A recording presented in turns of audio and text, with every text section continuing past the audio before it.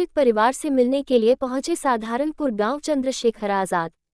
रविवार को मेरठ में आजाद समाज पार्टी के सुप्रीमो चंद्रशेखर आजाद रावण सहारनपुर गांव में पहुंचे, जहां पर गत 25 अक्टूबर को एक राजमिस्त्री की इस कारण से हत्या कर दी गई थी कि उसका दबंग पर 2.5 लाख रुपए बकाया था। चंद्रशेखर ने मृतक के परिजनों से मिलकर उन्हें सांत्वना देते हुए कहा कि वो परिवार को न्याय दिलाने के लिए पूरा सहयोग करेंगे, चाहे उसके लिए उन्हें आंदोलन क्यों न करना पड़े। चंद्रशेखर आजाद ने सांत्वना देने के लिए आए लोगों से कहा कि सरकार जब तक कोई कार्रवाई करती है उससे पहले समाज के लोग पीड़ित परिवार को आर्थिक सहायता दान करें। उनकी बातों का इतना असर हुआ कि लोगों ने वहीं पर ही जिससे जितना बनता था उतना दान किया। चंद्रशेखर आजाद ने कहा कि प्रदेश सरकार को 1 महीने का समय है कि इस मामले में आरोपियों के खिलाफ कठोर कार्रवाई करें, जैसे कि अन्य मामलों में योगी सरकार कर रही है। दलित समाज कानूनी लड़ाई लड़ना जानता है। उन्होंने आगामी 10 दिसंबर को जिलाधिकारी लेबर इस मामले पर प्रदर्शन करने का ऐलान किया है, जिसमें पीड़ित परिवार समेत आसपास के दबे कुचले समाज के लोग भाग लेंगे। उन्होंने भाजपा सरकार पर तंज कसते हुए कहा कि भाजपा सरकार प्रदेश में दलित सम्मेलन करते फिर रही है, लेकिन सहारनपुर गांव में एक दलित की ममतापुर हत्या कर उसके सबको पीड़ित से लटका दिया गया। सरकार को दिखाई नहीं दे रहा है। उन्होंने कहा कि बड़े अफसोस की बात है कि 25 अक्टूबर को हुई घटना के बाद भाजपा का ना तो कोई सांसद ना विधायक पीड़ित परिवार से उसका दर्द जानने के लिए पहुंचा। कहा कि कहानी उच्च जाति में इस प्रकार की घटना हो जाती तो जनप्रतिनिधियों का वहां पर तांता लग जाता। ये भाजपा की कथनी और करनी में अंतर है।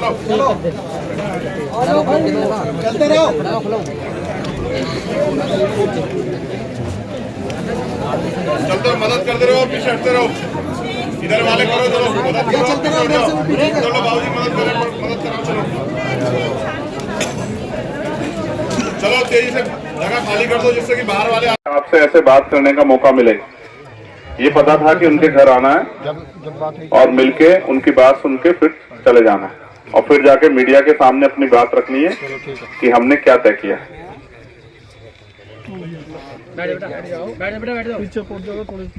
कहा यह था जो यहाँ नेता लोग हैं हमारे उनसे कि एक सभा करवा देना, शोक सभा, जिस शोक सभा में हम उनको श्रद्धांजलि भी अर्पित करते हैं और हमारे लोगों के मन में जो पीड़ा है, तकलीफ है, वो लोग अपनी बात रखते हो और किसी को आसपास समस्या वो भी बात हमारी नजर में आ जाए, इसलिए शोक सभा की बात की थी। लेकिन सरकार नहीं चाहती है। सरकार ने पुलिस से कहा कि चंद्रशेखर आ रहे हैं, शोक सभा मत होने देना। तो उसका इलाज क्या था कि 144 लगा के कोई परमिशन नहीं। हमारा खेत, हमारे लोग चले गए, हमारे परिवार के एक भाई की जान चली गई, लेकिन चलना पड़ेगा पुलिस और सरकार के हिसाब से। तो जब राजतंत्र था, राजा महाराजा राज कर, तब तो होता था कि राजा जी का कोई आदेश आ गया तो मानना पड़ता। तो लोकतंत्र है, बाबा साहब अम्बेडकर का लोकतंत्र, संविधान वाला देश। इसमें ना हम पुलिस की गलत मानेंगे ना सरकार की मानेंगे। अगर पुलिस गलत करेगी या सरकार गलत करेगी तो टकरा के सामना करेंगे। जितनी हम में ताकत है उससे ज्यादा ताकत लगा के सामना करेंगे, चाहे सरकार हो या पुलिस हो, मंत्री हो, संतरी हो, कोई भी हो। ना हम गुलाम हैं, ना ये मुल्क गुलाम है, ना इस देश में राजा महाराजाओं का राज चल रहा है। इस देश में अगर कुछ भी चलेगा, सरकार तो बदलती रहती है, वो चलेगा संविधान के तरीके से। तो सबसे बड़ी पीड़ा तो ये हुई कि सरकार के लोगों ने हमारी शोक सभा रोक दी। हमारे मीडिया के साथी भी यहाँ हैं। आप सोचो ये कैसी सरकार है, ये कैसे निर्दयी लोग हैं कि शोक सभा का मतलब है कि हम आंसू बहाना चाहते हैं अपने दुख तकलीफ पर, अपनी तकलीफ बांटना चाहते हैं उनके दुख को। लेकिन अगर हमें हमारा दुख भी बांटने नहीं दिया जा रहा तो सोचो ये सरकार कितनी अच्छी सरकार। और अभी मुख्यमंत्री जी दलित सम्मेलन करते हुए घूम रहे, हापुड़ आए थे यहाँ, और वही कानपुर में तो जितनी घटना, मैंने मुख्यमंत्री जी को लिखा कि माननीय मुख्यमंत्री जी, आप देवरिया में घटना हुई, आप उस परिवार से मिले, लेकिन आपके राज्य में इंदु शेखर को मार के लटका दिया गया, नरसत हत्या हुई, क्या आप उसके परिवार से मिलने जाओगे? आप दलित सम्मेलन कर रहे हो, दलित सम्मेलन में बताओगे कि हमारी सरकार में किस तरह दलितों को खालू दे दी जा रही है? क्या आपके पास जवाब है? किसान, कमजोर, मजदूर को किस तरह से नोचा जा रहा है आपकी सरकार में? ये गिर जाएगी, तेरे यहीं रह जाएगी जवानी। आजकल के नेताओं को बहुत चेहरा दिखाने की बहुत लगी रहती है कि उनका चेहरा दिख जाए, उनका फोटो वोटो आ जाए। और फिर जब लड़ाई लड़ने की बारी आती तो फिर हमारे ही लोग दिखाई देते हैं हमेशा की तरह। तो मैंने ये मुख्यमंत्री से पूछा, लेकिन कोई जवाब नहीं आया, और वो लगातार दलित सम्मेलन कर रहे हैं। इसका मतलब वो ये चाहते हैं कि दलित उनके पीछे खड़े हो जाएं। लेकिन आप ये तय करो कि उनके पीछे खड़े होने से आपके आने वाला भविष्य क्या होगा इस प्रदेश में।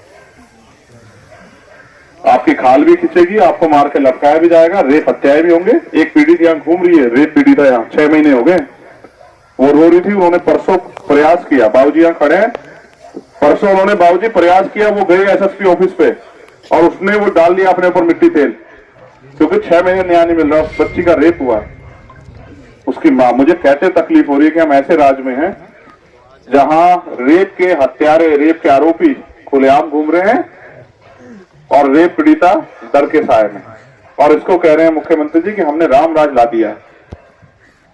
जिस राज में हमारा जीना हराम हो गया है, जिस राज में हमारा सांस लेना, खड़े होना, सम्मान से जीना, अपनी मजदूरी मांगना, अपनी मेहनत मांगना हराम हो गया है, उस प्रदेश को मुख्यमंत्री जी कह रहे हैं कि यह कानून का राज।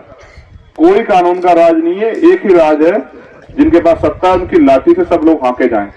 अब नहीं होगा ये। अगर किसी को ऐसा लगता है कि हम राजनीतिक रूप से ताकतवर नहीं है, ये हमारे साथ होगा, तो ऐसा हम नहीं होने देंगे, किसी भी कीमत पर नहीं होने देंगे। आप सब लोग यहाँ इकट्ठा हो, मैं आपसे पूछना चाहता हूं, मैंने तो आपसे वहां भी अपील की थी, मैं यहां भी करूंगा और जो लोग वहां नहीं थे, मुझे कोई परहेज नहीं कहने।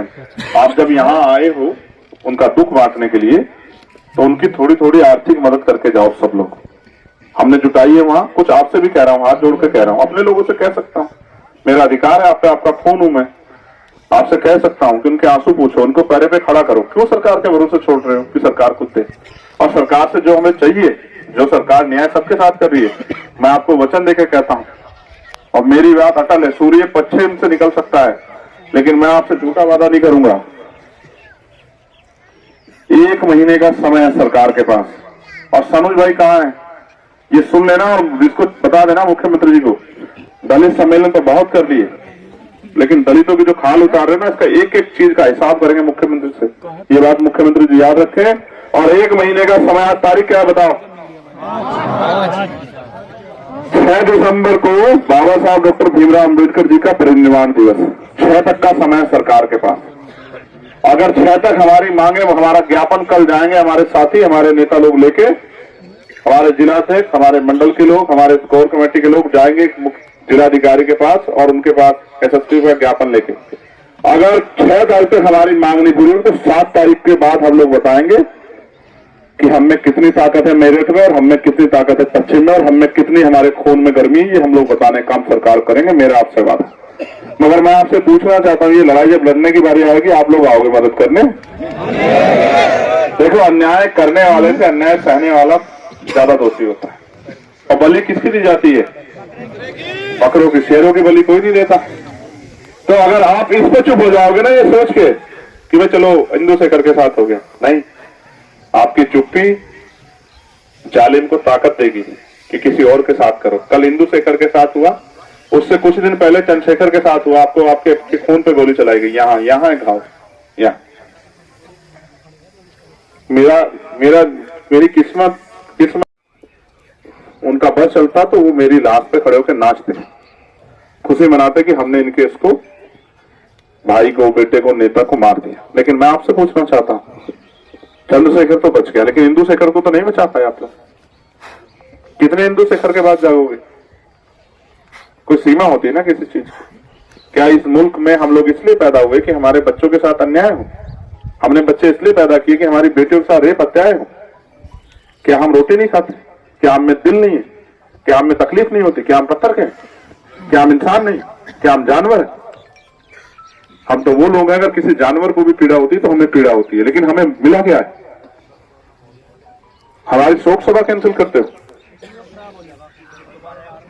हमारी शोक सभा कैंसिल करके क्या तो बताना चाहते हो? क्या समाज देख नहीं रहा है? हम तो बैठ जाएंगे जमीन पे, और हमारे लोग बैठ गए हमारे कैसे जमीन पे, उनको कपड़ों की परवाह नहीं है। लेकिन क्या ये जख्म हमारे लोग भूल जाएंगे मुख्यमंत्री जी? क्या जिलाधिकारी जी ये जो अन्याय आज कर रहे हैं, इसको ये सोच रहे हैं कि वो आज ही नौकरी तो यही करोगे ना? क्या उत्तर प्रदेश छोड़ के चले जाओगे? क्या कि कमजोर के बेटे कभी ताकतवर नहीं होंगे? क्या आपको ऐसा लगता है? हम लोग मेहनत कर रहे हैं, हम ताकतवर भी होंगे और यही रहेंगे जिलाधिकारी और कप्तान साहब इसी उत्तर प्रदेश में। और भाग भी जाएंगे तो नहीं देंगे भागने, बुला के लाएंगे, यही करवाएंगे नौकरी। हम जानते हैं लोकतंत्र में शक्ति होती है, जितने हमारे पास शक्ति होगी दोनों को यही लाएंगे और यही कराएंगे नौकरी। पूछेंगे कि भाई किस तरह से शोक सभा कैंसिल की जाती है। हम अपने संवैधानिक अधिकारों को जानते हैं। मैं आपसे पूछना चाहता हूं, जितने लोग वहां से वहां तक हमारे लोग खड़े और किसी एक जाति के लोग नहीं है, पूरे कमजोर शोषित वर्ग के लोग हैं हमारे नेता लोग। आप चाहते हुए ये लड़ाई लड़ी जाए? बताओ, वो जो बहने माए बैठी है ऊपर वहां छतों पे, आप चाहते